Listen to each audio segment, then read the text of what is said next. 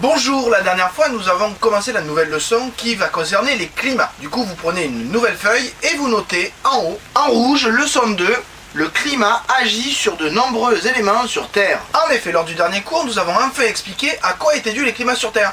Et rappelez-vous, ces climats ne sont pas liés à la distance au Soleil, mais à l'inclinaison de la Terre. C'est tellement important, je pense que je vais vous le demander en évaluation encore une fois. Nous avions vu donc deux images, celle-ci, qui nous montrent que, suivant les climats, nous pouvions avoir des êtres vivants différents. En effet, en Arctique ou en forêt tempérée, comme ici, les êtres vivants étaient différents.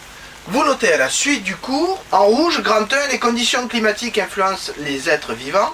Sautez une ligne, en bleu, les climats, virgule, liés à l'inclinaison de l'axe de rotation et à la sphéricité de la Terre, virgule, ont une influence sur les êtres vivants, point à la ligne. Suivant les climats, virgule, les populations d'êtres vivants sont différentes, car ce ne sont pas les mêmes qui survivent, point. C'est d'ailleurs grâce à cette étude qu'on peut commencer ce type de schéma. Et oui, la répartition des êtres vivants n'est pas la même à cause des climats. Oui, c'est ce qu'on vient juste d'étudier. Oui, répartition, vous vous souvenez, répartition, endroit où se placent les êtres vivants.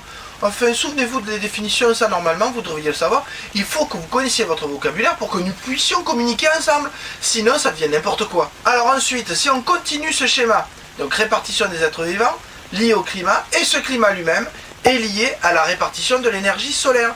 En effet, suivant comment arrive l'énergie solaire, suivant comment elle se distribue sur Terre à cause de l'inclinaison de l'axe terrestre et de la sphéricité de la Terre, l'énergie au sol ne sera pas la même, donc la température ne sera pas la même, donc le climat sera différent, donc la répartition des êtres vivants sera différente. Et on arrive à ceci comme schéma.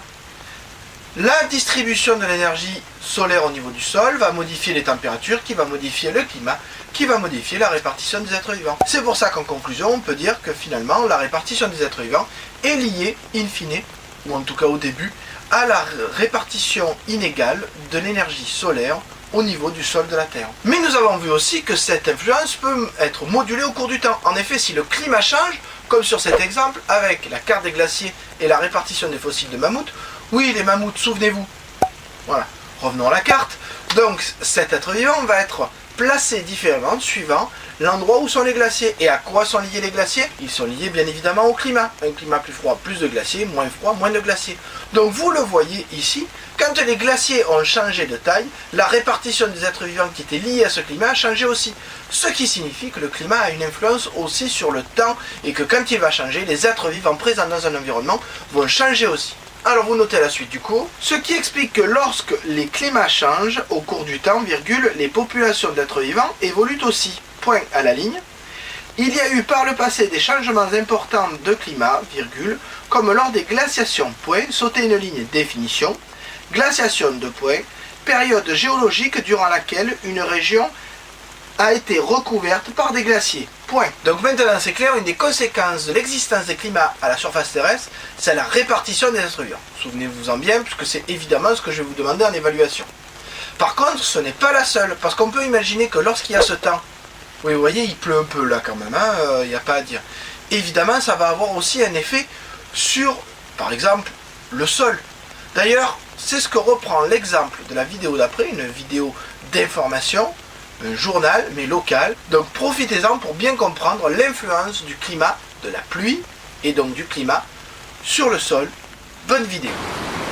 Vous le savez, nous sommes en pleine saison pluvieuse, saison qui inquiète et met d'ailleurs mal à l'aise certains habitants de quelques quartiers de Kinshasa, et pour cause, l'état dans lequel se trouvent ces quartiers en proie à des écroulements dus aux érosions diverses. C'est le cas de le dire au quartier Sangamamba, situé dans la commune de Ngalima. Plusieurs habitants se ont déjà vu leur maison s'écrouler et même des pertes en vies humaines. Elles vivent désormais dans un enfer, ces familles victimes des dégâts causés par des eaux de pluie, à l'origine des érosions qui ont emporté des habitations et engendré des difficultés de transport. Dans ces coins de Mongafula, des femmes, des hommes et des enfants sont condamnés à transporter les marchandises sur la tête. Et c'est le parcours des combattants à Sangamamba désormais enclavé. En tout cas, nazo regretté mingi vraiment. Tanga na somaki lupango en tout cas nzele zalaki malamu. Plusieurs maisons sont emportées par les eaux de pluie. Pire encore, les routes sont devenues impraticables.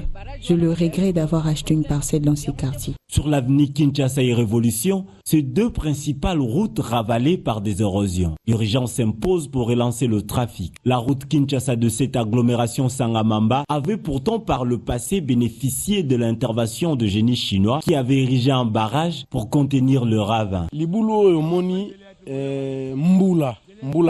pluies ont causé plusieurs érosions au quartier Sangamamba. De jeunes gens un peu solides, de bonne volonté, travaillent pour arrêter la progression des érosions et demandent au gouvernement de s'investir. Sangamamba s'efforce à arrêter la progression des érosions, mais les moyens de bord auxquels recourt la population ne constituent toujours pas une solution durable. Et oui, l'eau peut vous provoquer aussi de gros dégâts sur le sol, c'est d'ailleurs ce que montrait cette vidéo. C'est ce que nous étudierons en classe la prochaine fois, il faut bien évidemment que nous étudions ça de façon expérimentale, donc vous avez jusqu'à la prochaine fois pour imaginer une expérience que nous ferons en classe pour déterminer l'influence de la pluie sur le sol. Que peut-il se passer quand il pleut plus ou moins fort sur un sol? C'est ce que nous essaierons de tester en classe. Sur ce, à bientôt.